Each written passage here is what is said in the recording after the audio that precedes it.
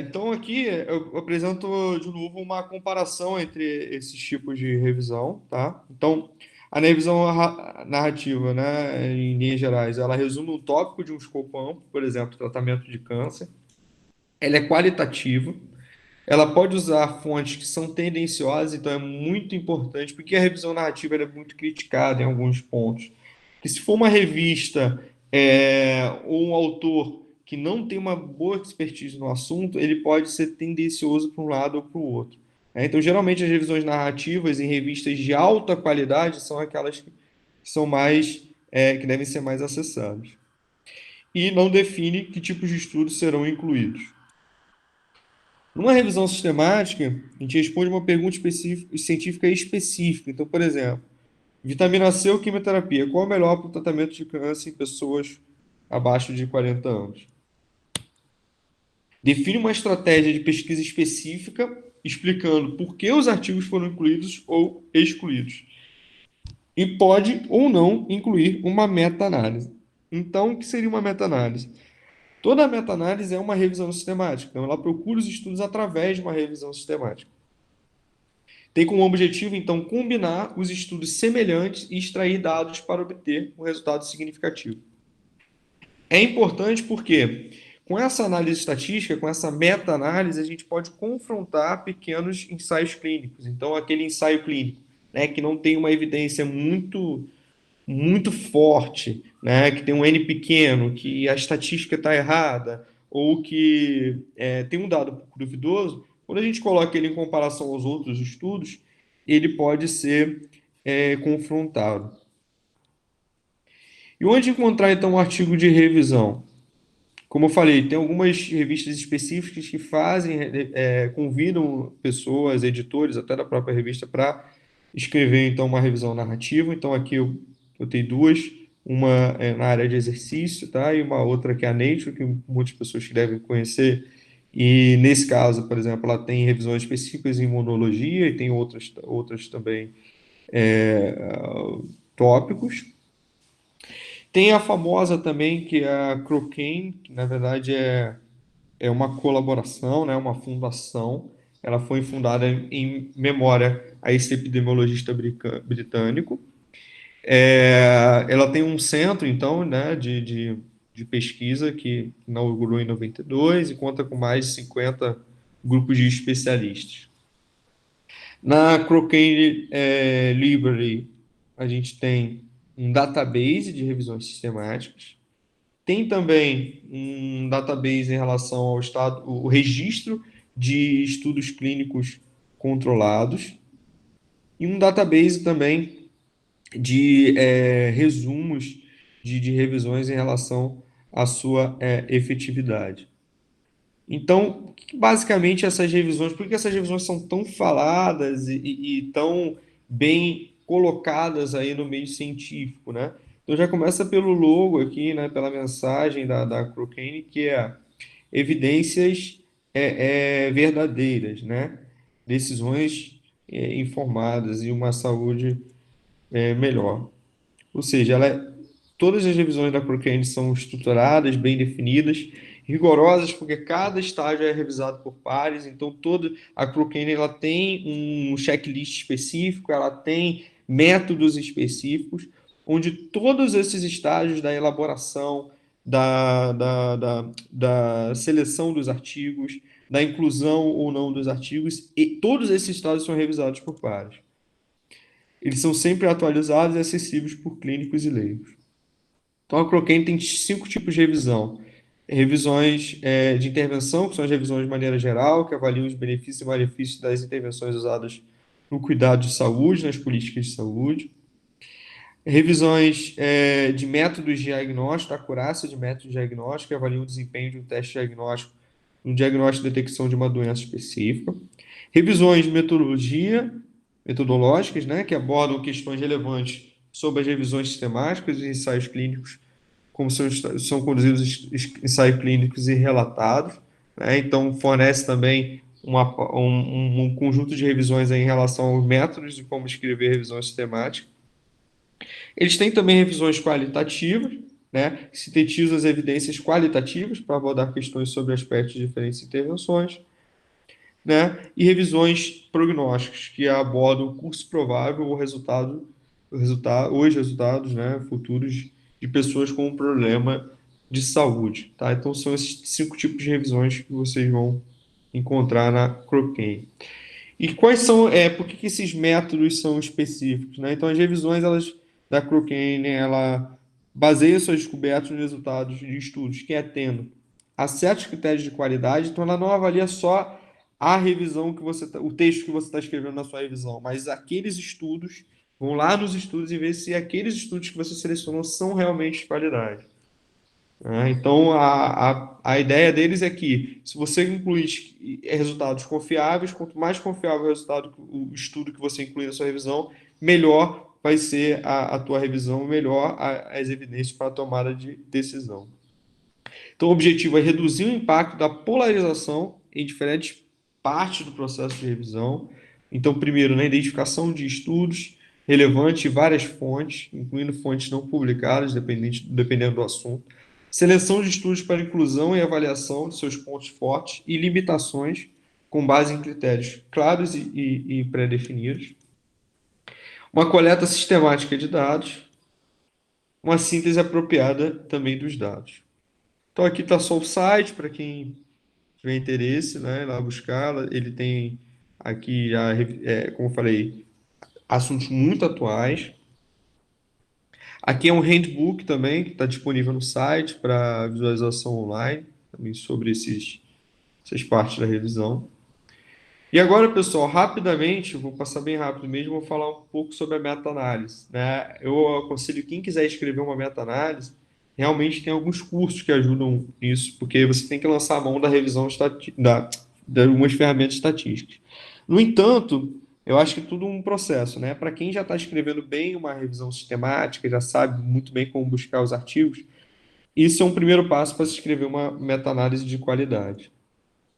Então, a meta-análise ela foi proposta aqui por esse pesquisador, né? E ele relata isso nesses 2 estudos, né? Já em 76 e 77. Esse pesquisador, ele define a meta-análise como uma análise diferente da análise primária e da análise secundária. Então, a análise primária seria o quê? Uma análise original, né? Uma análise estatística original dos dados de um estudo.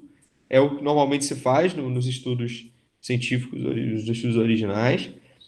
Existe também uma análise secundária, que seria a reanálise de alguns dados, com o objetivo de responder uma outra pergunta, né? Ou utilizar melhores técnicas estatísticas para responder a mesma pergunta. Então, reanalisar os dados. Isso já existe na literatura. E a meta-análise seria a análise das análises. Então, uma análise estatística de uma coletânea de resultados.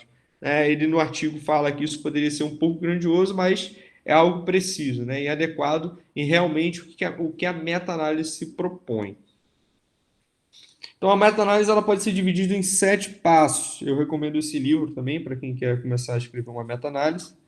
Mas, primeiro, identificação de um problema. Segundo, revisão de literatura por meios especificados.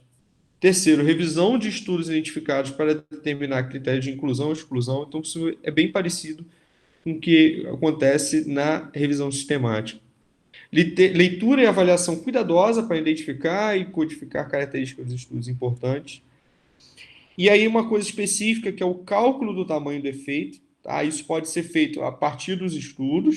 Se você tiver os dados dos estudos, você consegue calcular você mesmo. E o tamanho do efeito ele já vem relatado em diversos estudos. Tá? Várias revistas pedem, alguns revisores pedem, porque isso facilita muito se eu quiser escrever uma meta-análise, por exemplo, do estudo que você publicou. Então, isso é bem importante, relatar o tamanho do efeito nos estudos, nos artigos originais. Sexto passo seria a aplicação, então, das técnicas estatísticas adequadas. E o sétimo, relato de todos esses passos e dos resultados em um artigo de revisão. E como que a gente consegue, então, comparar achados tão diferentes, né, em bases diferentes, com base em elementos diferentes, técnicas de coleta de dados diferentes, variáveis dependentes diferentes e análises estatísticas também diferentes? Isso pode ser feito através do tamanho do efeito. Então, o tamanho do efeito é o ponto de partida para meta-análise. Então, o tamanho do efeito, isso é um conceito mais amplo do tamanho do efeito, dependendo do pacote estatístico que você utilizar, né, do tratamento estatístico que utilizar, você pode ter umas modificações nessa fórmula, mas basicamente é a média do grupo experimental menos a média do grupo controle sobre o desvio padrão do grupo controle. Então, essa fórmula coloca a diferença entre os grupos experimental e controle em unidades de desvio padrão do grupo controle. Por exemplo, se a média do grupo experimental for 15, do grupo controle 12 e o desvio padrão 5, então logo nós temos aí a partir dessa fórmula 0,6. O que isso significa? Que o desempenho do grupo experimental, o desfecho do grupo experimental, excedeu o desempenho do grupo controle em 60% de um desvio padrão do grupo controle. Tá? Então, basicamente isso que o tamanho do efeito dá. E o tamanho do efeito ele é utilizado, além de outros tratamentos estatísticos, para calcular o que seria o odds ratio, tá? Que pode ser identificado aqui, né? Que são esses comportamentos aqui, esse quadrado, que vai mostrar se o estudo foi favorável a uma certa intervenção ou se ele foi favorável ao controle, né, ou não foi favorável a essa intervenção. Então, essa tabela aqui, nesse esquema, a gente chama de Forest Plot, tá? Basicamente, a gente tem informações aqui sobre o título aqui dessa revisão, né, o tema dessa revisão, qual a comparação que ele está fazendo, então, nesse caso, exercícios aquáticos e controle, né, para o tratamento aqui da osteoartrite do quadril, tá, e do joelho, e o outcome seria a dor. Então, como o professor Cláudio também falou numa outra aula, o tamanho desse quadradinho aqui, ele vai estar proporcionalmente ligado ao número do estudo, o N do estudo, tá? Aqui, por exemplo, nesse estudo, você tem um N muito pequeno em comparação aos outros. Então, ele é representado aqui por um quadrado que é quase um risco, né? E ele foi desfavorável ao controle. Então, ele vai ter um peso bem menor na resultante de todos esses estudos, que seria esse diamante, que no caso deu favorável a esses exercícios aquáticos para esse tipo de tratamento com desfecho da dor. E como que é calculado, né, esse odds ratio, né, essa razão de possibilidade, se a gente traduzir? Então, esse esqueminha eu vou mostrar para vocês rapidamente como que isso é calculado, né, pelo menos conceitualmente, né? Então, a gente tem aqui círculos azuis e vermelhos. A gente tem dois círculos azuis mostrando, por exemplo, a probabilidade, a possibilidade do meu time vencer o jogo de hoje. Então, a gente tem essa possibilidade de 2 sobre 4. Possibilidade de vencer 2, possibilidade de não vencer 4. Se a gente pode botar uma outra, né, uma outra opinião aqui, né? Então, uma outra pessoa acha que o meu time tem mais chance de vencer aqui de 3-1, tá? Então, eu botei uma outra possibilidade aqui, essa razão 3-1. Vamos fazer, então, o que seria a razão dessas possibilidades, né? Então, uma possibilidade, uma opinião de uma pessoa, opinião de outra pessoa. Isso dá, então, 2 sobre 4 sobre 3 sobre 1. Fazendo essa conta rápida, 0,5 sobre 3 vai dar um número de 0,1666. Vamos agora trabalhar com uma outra possibilidade, tá? Então, pegar a opinião de outras duas pessoas diferentes e vamos inverter isso, tá? Então, eu vou inverter o numerador e o denominador. A gente vai fazer de novo a conta aqui e, obviamente, vai dar um resultado diferente, tá? Mas eu estou trabalhando aí com as mesmas possibilidades, mas numa ordem diferente. Se eu fizer, então, uma transformação logarítmica, tá, desses resultados, o que eu vou ter?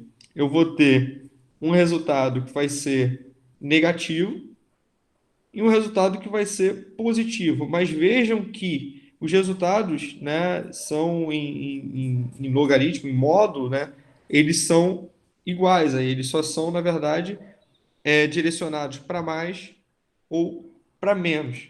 Só que se a gente colocar naquela escala ali, né, tendo zero aqui como referência, né, em valor de negativos e positivos, a gente tem aí essa razão de possibilidades para um lado ou para o outro. Tá? Então é basicamente isso que a meta-análise faz. Ele coloca os estudos dentro de um contexto que é positivo para um lado e outro contexto que seria positivo para um outro lado. Então, pessoal, já terminando, essas foram algumas perguntas que guiaram a nossa aula. Então, acho que terminando essa aula, vocês vão entender um pouco mais o que é uma revisão sistemática, diferenciar uma revisão narrativa, uma revisão sistemática e uma meta-análise, o porquê de realizar uma revisão sistemática, onde encontrar uma revisão sistemática e um pouco do método Prisma. Já pensando na nossa próxima aula, que vai ser no dia 8/5, tá? Eu botei alguns tópicos aí, algumas sugestões para a gente se preparar para fazer esse trabalho, né? De conclusão da disciplina, que é estudar os documentos enviados, definir, então, a sua pergunta através do conceito PICO, né? Então, os grupos aí que vão fazer os trabalhos em conjunto, as pessoas que vão fazer os trabalhos em conjunto. Definir essa pergunta, acho que a primeira coisa. Traçar um plano para revisão, tá? E é muito importante, pessoal, iniciar e registrar todas as buscas que vocês forem fazendo, tá? Eu me coloco à disposição para ajudar nessas buscas, mas é muito importante registrar isso, tá? E aí, no dia 8/5, a gente faz uma reunião para ajudar vocês na construção desse trabalho. Então, agradecimentos aqui a os grupos que eu participo, diretamente ou indiretamente, as agências de financiamento, tá? Meu e-mail aí também.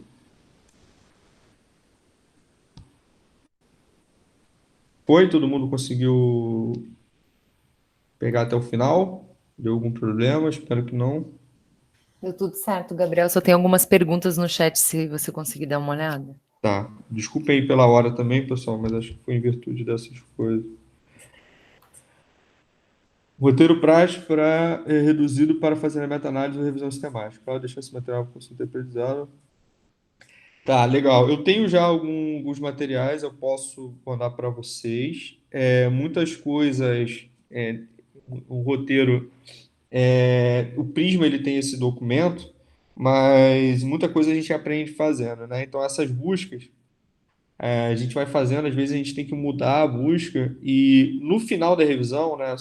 Eu aconselho vocês lerem alguns artigos de revisão da área que vocês trabalham, que eles vão mostrar ali a busca, né? E não necessariamente o autor chegou naquela busca ali imediatamente. Então ele pesquisou outras coisas, definiu todos os descritores, mas aí, quando ele achou a melhor busca, aí sim, ele colocou aquela busca no artigo, tá? Mas eu mando para vocês todos esses materiais. Citação de revisão, podemos citar os autores de revisão apenas se fizer trabalho.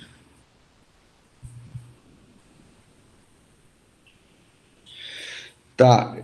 Dúvida sobre a citação de revisões do trabalho. Podemos citar o autor da revisão apenas se este fizer uma nova análise dos compilados de dados, ou seja, se for uma meta-análise, né? É, uma revisão que só expõe os dados de outros trabalhos, que seria uma revisão sistemática, que não faz a meta-análise, pode ser citar diretamente ou tem que citar o autor original de cada trabalho. Olha, depende da sua citação. Se for uma citação muito direta para um artigo, você, por exemplo, você achou que o treinamento físico ele aumenta, ele diminui em 20 milímetros de mercúrio a pressão arterial. E aí você tem um outro autor que usou o mesmo treinamento que você utilizou, ele diminuiu 10 milímetros de mercúrio. Você quer discutir esses resultados? Você quer citar isso? Eu sugiro que você cite o autor desse estudo original. Agora, você está na sua introdução, você quer falar que o treinamento físico ele é bom, ele tem mostrado resultados para diminuir a pressão arterial em repouso de idosos. Você pode citar uma boa revisão de literatura, que isso já é algo, já é um consenso na literatura. Então, vai depender muito da citação. Se Eliade quer complementar algumas coisas que eu estou falando. Acho que é isso mesmo, Gabriel. Quando é muito específico, tem que citar o artigo que gerou, né? Mas às vezes a revisão ela dá uma outra visão do artigo e aí pode ser a revisão mesmo. Beleza, mais uma pergunta. Na formulação da pergunta científica, algum elemento do pico pode ficar oculto? Terceira pergunta: o uso de probióticos em indivíduos obesos auxilia no emagrecimento? No entanto, não contém o controle. Olha, pode ficar, tá? Isso vai depender muito da pergunta que você está fazendo, tá? Então, por exemplo, se você tiver, né, no teu artigo, né, isso pensando no artigo original, bem claro qual é a comparação do uso de probiótico, né, se isso for um placebo, né, tudo bem. Agora, isso não precisa ir na pergunta. Agora, vamos supor que você esteja comparando métodos. O uso de. Vamos supor que na tua pesquisa lá você está comparando probiótico com é, alguma outra, alguma outra intervenção, né? Um alimento específico, não sei. Aí isso tem que entrar na sua pergunta, tá? Porque aí de fato você está comparando dois métodos, está comparando duas intervenções, na verdade, tá? Então, algumas perguntas ficam ocultas. Quando a gente pensa na revisão sistemática e como um exercício para você pesquisar, é importante que esteja o mais claro possível todos esses conceitos na pergunta, tá? Então, por exemplo, nessa mesma pergunta, né? Se você quiser escrever um artigo de revisão sobre isso, se você não coloca o controle, né, provavelmente você pode pegar estudos que não tiveram esse cuidado, tá? Então, de uma certa forma, você vai retirar esses estudos, você vai selecionar esses estudos em algum dos processos, né? Você colocar isso na sua busca auxilia a você pegar os estudos de maior qualidade, mas você também pode restringir a sua busca de não pegar estudos que não necessariamente colocaram o seu controle no título, né? No título ou no resumo. Então, eu faria, se fosse para uma revisão, eu pesquisaria dessa forma, mais amplo, e depois, na seleção dos estudos, eu excluiria aqueles que não tiverem um controle adequado. Tá? Isso, o e-mail é esse, gabrieldias@id.ufp.br. Referente a busca. Sim, posso tirar as dúvidas. Eu queria mostrar uma coisa bem rápida aqui, pessoal, que eu acho que vai auxiliar bastante vocês nas buscas, tá? Deixa eu mostrar aqui no PubMed. Vamos lá. Duas coisas interessantes. Então,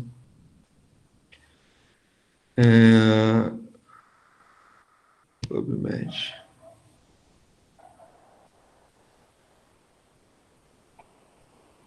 Tá. Vamos lá.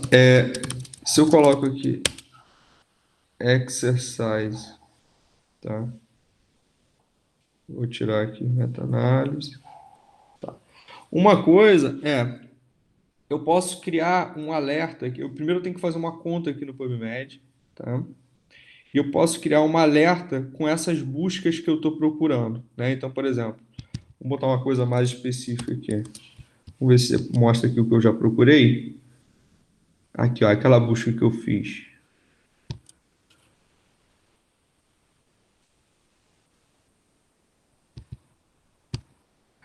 Tá? Treinamento de alta intensidade. Master.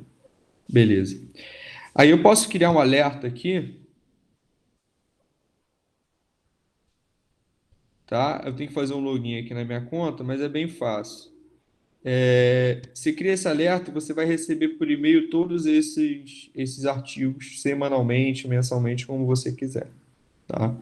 A outra dica eu estou fazendo aqui a busca, né? Eu posso, aí vamos supor, eu quero fazer essa busca, deixa eu botar só clinical trials aqui, vou usar alguns filtros para ficar mais específico. Clinical trials e idosos.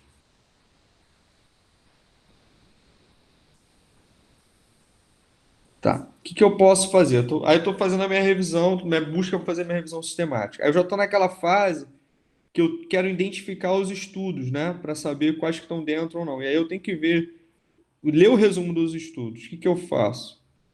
Eu venho aqui em formato e boto Abstract Test. E aí nessa. Ops. É só Abstract, desculpa, gente.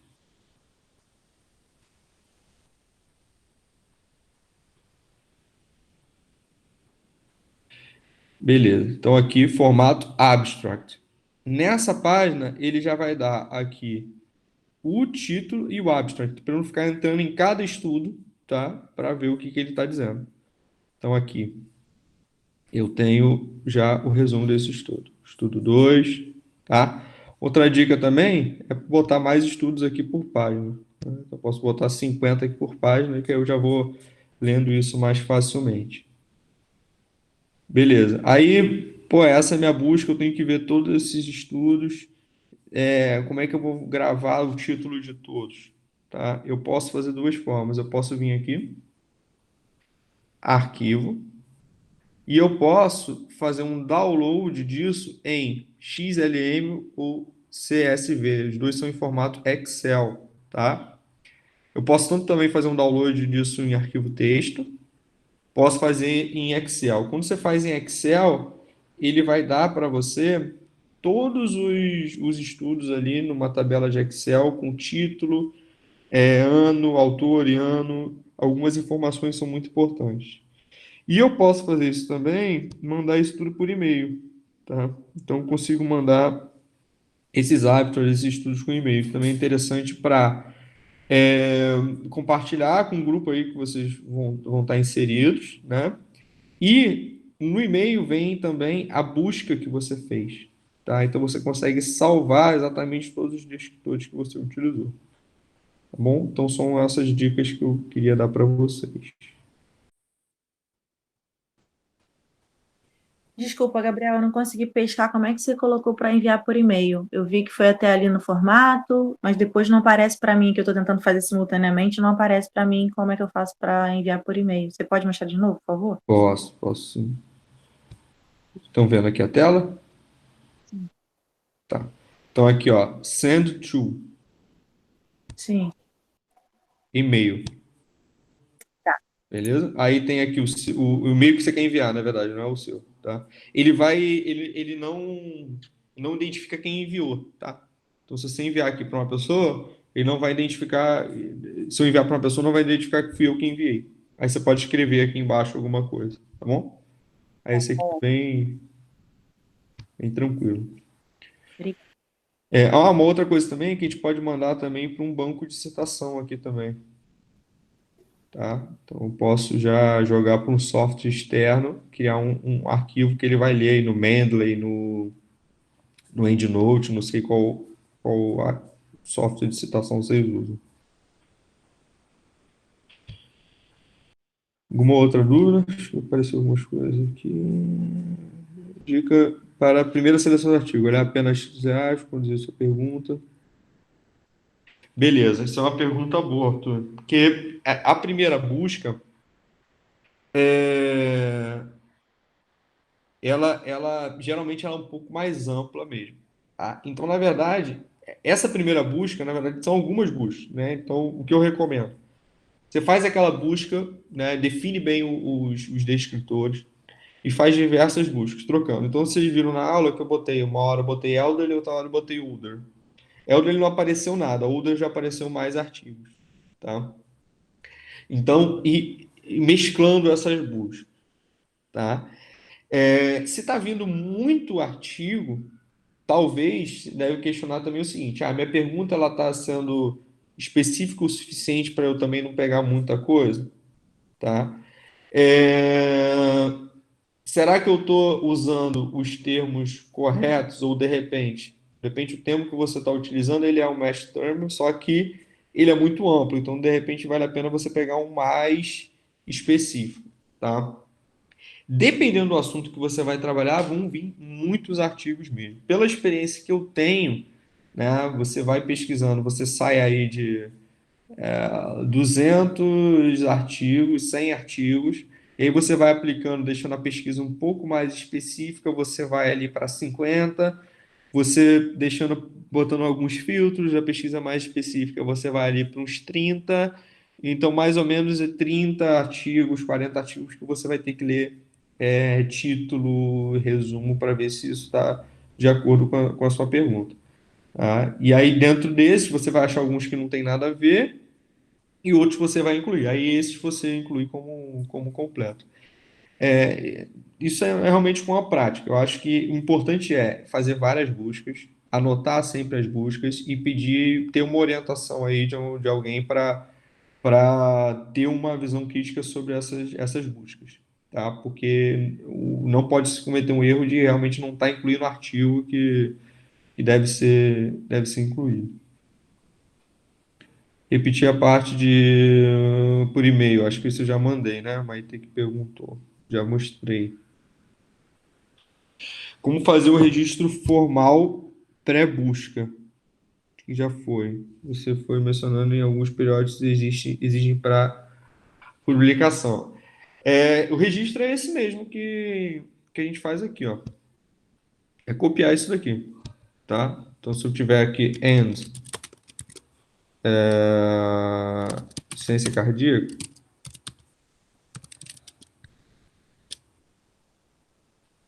é copiar isso daqui, tá? Ver também os filtros que foram utilizados, então copia isso, o filtro foi clinical trial e idade 65 mais. Então é copiar isso, anotar mesmo, tá? Excluir e citar que estou descartando aquele paper por ser que pode ser influente no assunto, por algumas questões estatísticas, né, cara? Olha, não é deselegante não, tá? Você tem que ter realmente justificativa para isso, tá? Então, muitos estudos, ou é o seguinte, né? Tem poucos estudos na área, né? Você tem muito poucos estudos sobre o assunto, mas é pertinente fazer uma revisão, tá? Então, vamos supor que você tem 10 estudos, né? Você já pesquisou, você tem 10 estudos nessa área, sendo que 3 deles são em revistas de baixa qualidade, tá? É, eu acho que vale a pena, pelo número de estudos, citar esses também de baixa qualidade e na discussão relatar, olha, esse aqui o N foi pequeno, esse aqui a estatística está inadequada, então vale a pena discutir. Agora, você tem uma imensidão de estudos sobre um tema e é, tem alguns estudos de baixa qualidade, revistas ruins, com a estatística inadequada, aí sim, vale a pena, acho que, descartar esses estudos. Então, depende da pergunta que você está, do tema que você está trabalhando, da pergunta que você está fazendo. Mas eu acho que não é deselegante de nenhuma forma, desde que você tenha justificativo. O que é ruim é você deixar de incluir o estudo ou excluir e não relatar isso. Tá? Anotar a data da pesquisa também, gente. É muito importante isso, tá? Anota sempre quando vocês fizeram a pesquisa. E no artigo de revisão, vocês coloquem.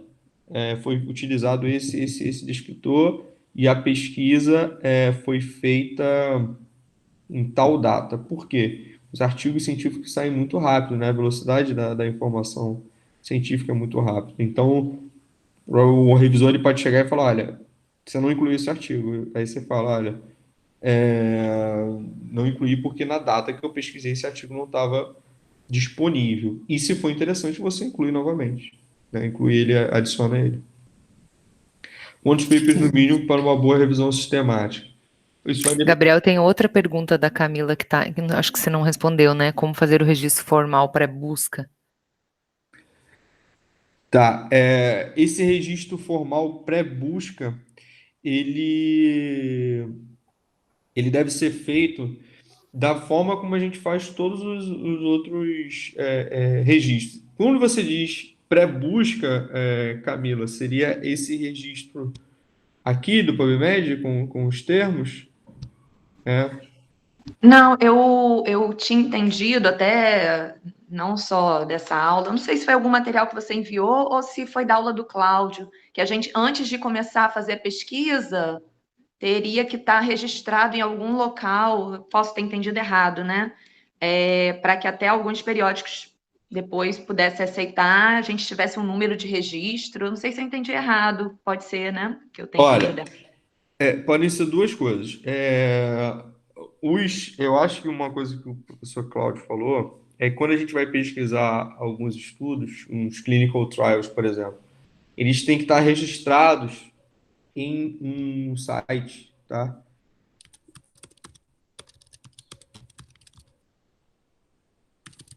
Que é esse site aqui, tá? clinicaltrials.gov. E aí você registra, quando você vai enviar um clinical trial para uma revista, eles geralmente pedem o número de registro disso. E você consegue pesquisar, né, e registrar o seu estudo, e eles pedem algumas informações, qual a intervenção, qual o controle, como que foi feito o seu estudo, algumas informações que vêm nos artigos, mas para você ficar, né, nessa base de dados, né?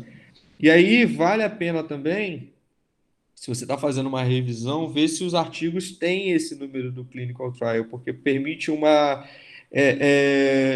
entendimento melhor, uma transparência melhor sobre o que foi feito no estudo. Tá? Então, acho que é basicamente isso que ele falou. Tá?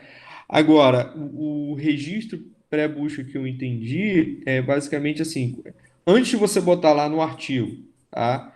Foram selecionados estudos nas bases de dados tais, tais e tais, com os tais descritores: treinamento de alta intensidade e ciência cardíaca. Antes de eu chegar nisso, eu posso ter pesquisado exercício em ciência cardíaca, eu posso ter pesquisado é, exercício intenso em ciência cardíaca. Então, na verdade, o que é relatado no artigo geralmente é o último, tá? É o que originou aquela busca. Mas, naquele processo de criação ali mesmo, da sua pergunta, você vai fazendo outras buscas. Isso é importante registrar isso para você, ter isso guardado, para saber como você chegou nisso, porque aí realmente o revisor pode perguntar. Mas no artigo Uhum. lá é relatado geralmente No o final. final, tá bom? Uhum. Obrigada. E Eu aí, acho que, na verdade, essa busca, né, Gabriel, do PubMed, ela tem alguns tutoriais, né, na internet de como ajudar. Eu acho que isso é bem interessante, porque é o que inicia todas as nossas pesquisas e o que conduz, né, o que alimenta o nosso sistema. Então, assim, se alguém tiver interesse, eu acho que é só colocar tutorial de pesquisa no PubMed que vai conseguir encontrar bastante material. Ou então a gente pode pensar em fazer alguma coisa. Não sei se você tem algum material, Gabriel, disso. eu não produzi, mas eu estou pensando em produzir até essa própria aula aqui. Eu acho que já serve de alguma Com forma, certeza. mas tem algum lugar aqui no PubMed, aqui, ó, YouTube, tá? Ele é eu não sei se é o canal do PubMed, mas ele joga um link aqui, isso, falando sobre a página, certo? E aí tem alguns outros lugares. Então, por exemplo, se você vai aqui no Mesh Term, Mesh,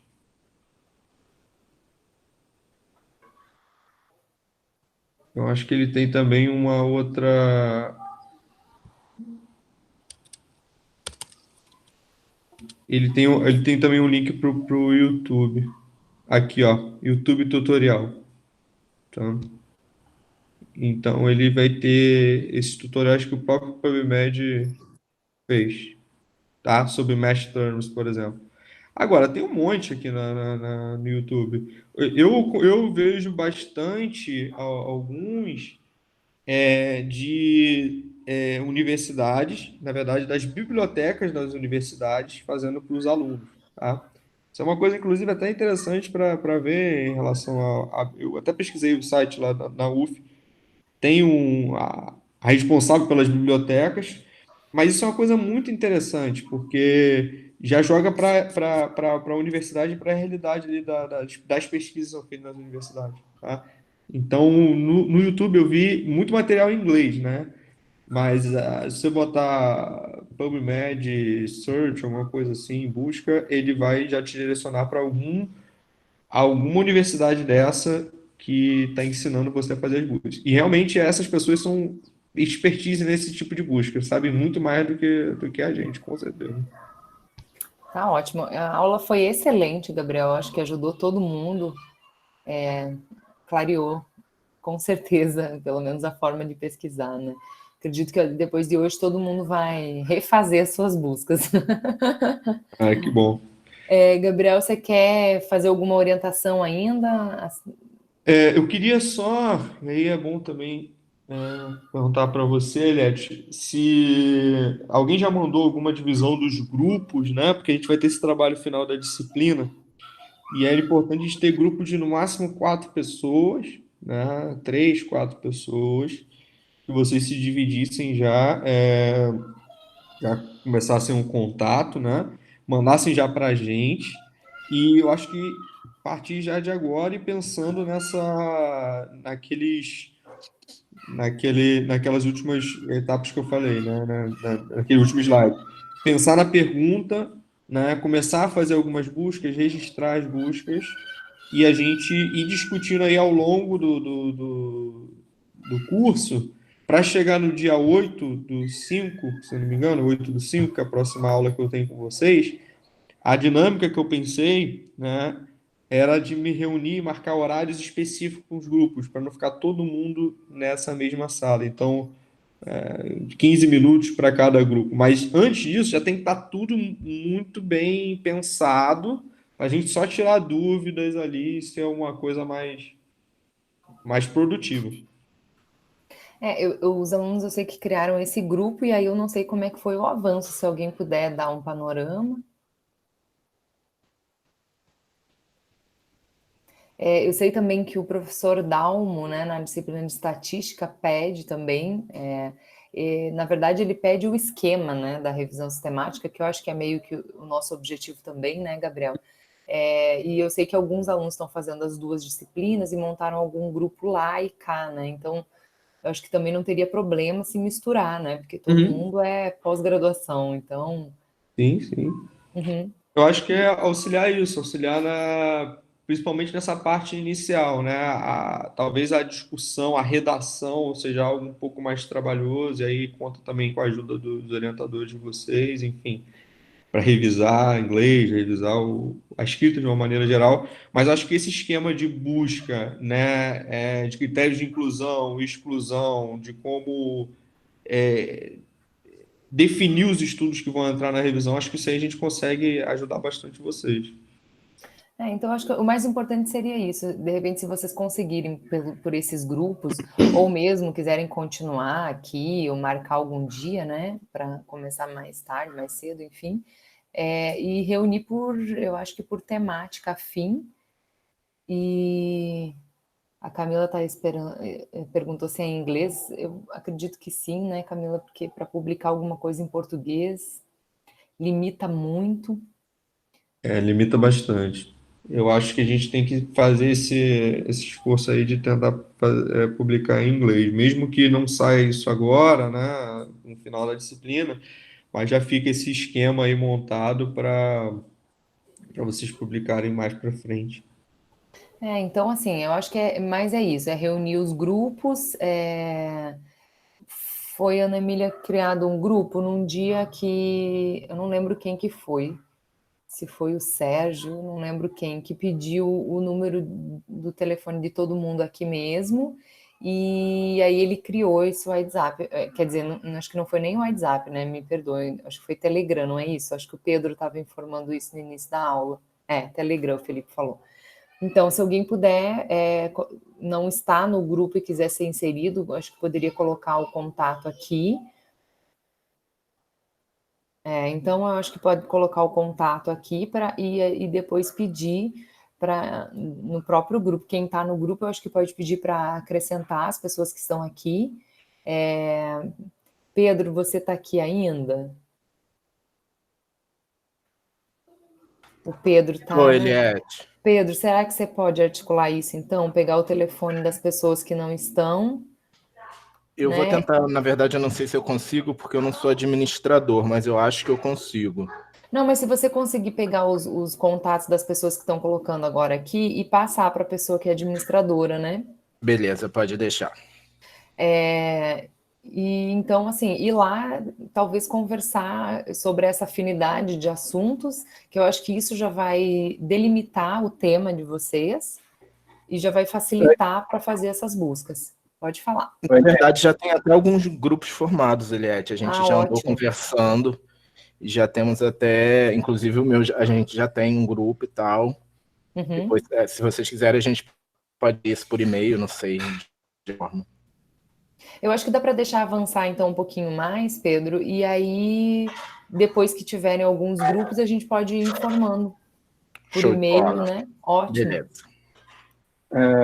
Quem criou o grupo fui eu. Eu posso Tá colocar o ótimo. link, posso colocar o link do WhatsApp, o link do Telegram, que aí quem quiser é só clicar e se adicionar.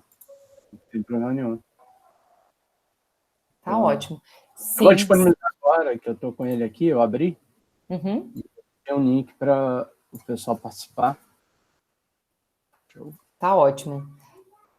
Alguém perguntou se pode ser a mesma busca da bioestatística? Pode, com certeza. Ó, então o Leonardo colocou aí o link. Quem não estiver, se puder entrar, e aí eu acho que vai facilitar a conversa de vocês. Eu acho que a aula mesmo já acabou, não tem mais, essa conversa é mais para otimizar, né, essa criação dos grupos. Gabriel está gravando ainda, se você quiser Tá, vou parar. parar de gravar. Eu não sei se ficou